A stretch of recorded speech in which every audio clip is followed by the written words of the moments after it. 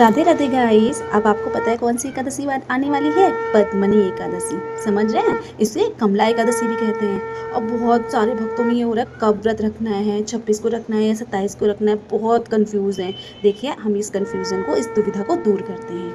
यह एकादशी जो है वो ज्येष्ठ माह के शुक्ल पक्ष में ये एकादशी मनाई जाती है, क्योंकि अधिमास चल रहा है, इसलिए पहली एकादशी अधिमास की है। ठीक है, जिसे हम पद्मनी एकादशी कहते हैं। यह एकादशी 26 को है या 27 को है, चलिए हम आपको बताते हैं।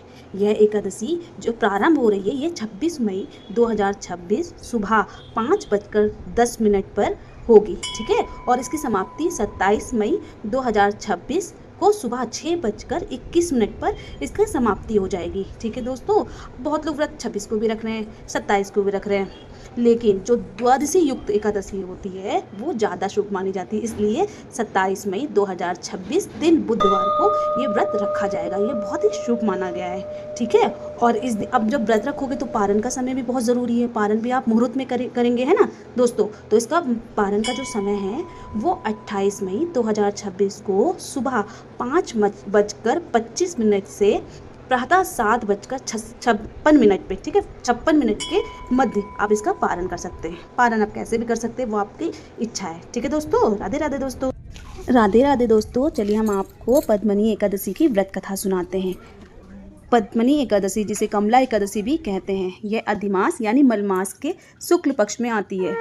यह कथा भगवान श्री कृष्ण जी ने युधिष्ठिर जी को सुनाई थी। इसके अनुसार जो भक्त सच्चे मन से ये व्रत और कथा सुनते हैं उसे संतान सुख और पापों से मुक्ति और वैकुंठ लोक की प्राप्ति होती है।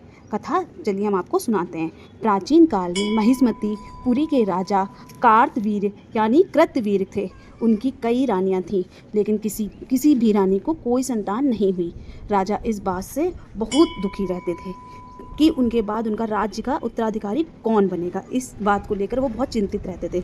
लेकिन संतान प्राप्ति की इच्छा से राजा ने अपनी पत्नी रानी पद्मनी के साथ गंधमादन पर्वत पर जाकर घोर तपस्या की। रानी पद्मनी ने पूरे 10,000 वर्षों तक कठोर तप किया, लेकिन फिर भी कोई संतान नहीं मिली उन्हें।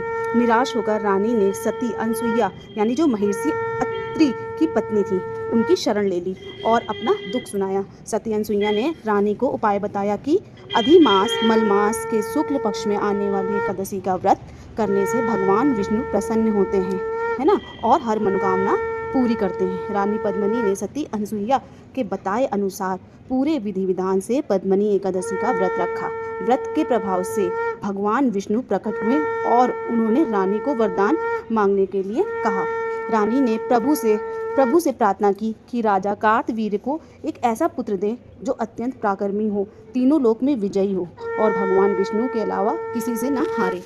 भगवान विष्णु ने रानी की यह इच्छा पूरी की और उन्हें वरदान दिया। इस व्रत के प्रभाव से रानी पद्मनी को एक तेजस्वी पुत्र की प्राप्ति हुई, जिसका नाम कार्तवीर्यार्जुन रखा गया। वह आगे चलकर बहुत महान और शक्तिशाली राजा बना। ठीक है दोस्तों, पद्मनी एकादशी को कमला एकादशी भी कहते हैं दोस्तों।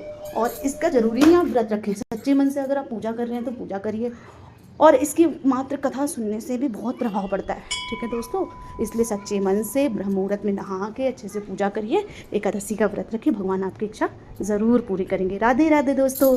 और दोस्तों, यदि हमसे कोई गलती हुई हो तो हमें क्षमा करिएगा। राधे राधे दोस्तों। यह वीडियो आप शेयर करिए और सब्सक्राइब करिए, कमेंट्स करिए। राधे राधे।